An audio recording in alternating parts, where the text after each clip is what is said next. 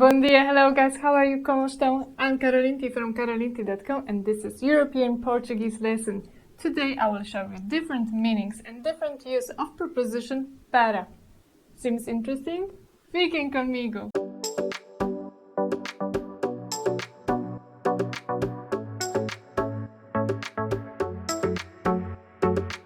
Portuguese preposition para means mainly to and for, and it's used in many different ways. Let's start to analyze preposition para with a meaning to. 1. As you remember from this lesson, preposition para means to when it's used with verbs such as ir, which means to go, voltar, which means to return, and vir, which means to come. For example, ele vai para o banco. Ele vai para o banco. Which means not only that he goes to the bank, but it means also that he goes there for a long time, as if he worked there. From this sentence, ele vai para o banco, you can notice that preposition para doesn't join with an article of the noun. Para o banco. Para o banco. Still, we've got two separate words.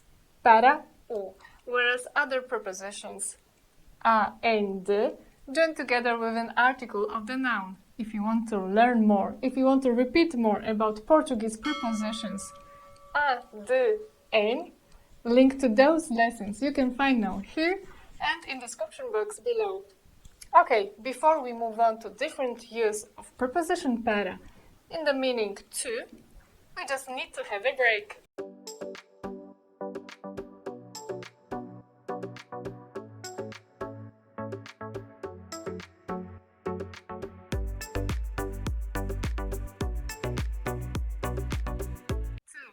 Preposition para means to when it's used to describe direction. For example, este comboio vai para o Porto. Este comboio vai para o Porto. 3. Preposition para also means to when it's used to give objective reason in the sentence. For example, estou no Porto para aprender português. Estou no Porto para aprender português. 4. Preposition para means also to when we want to express our opinion. For example, para mim, este vestido é muito bonito. Para mim, este vestido é muito bonito. In this sentence, we can see that preposition para changes personal pronoun eu into mim. Preposition para will also change personal pronoun tu into ti. For example, para ti, este livro é importante. Para ti, este livro é importante. Preposition para will also change personal pronoun você into si. Para si, este trabalho é duro. Para si, este trabalho é duro.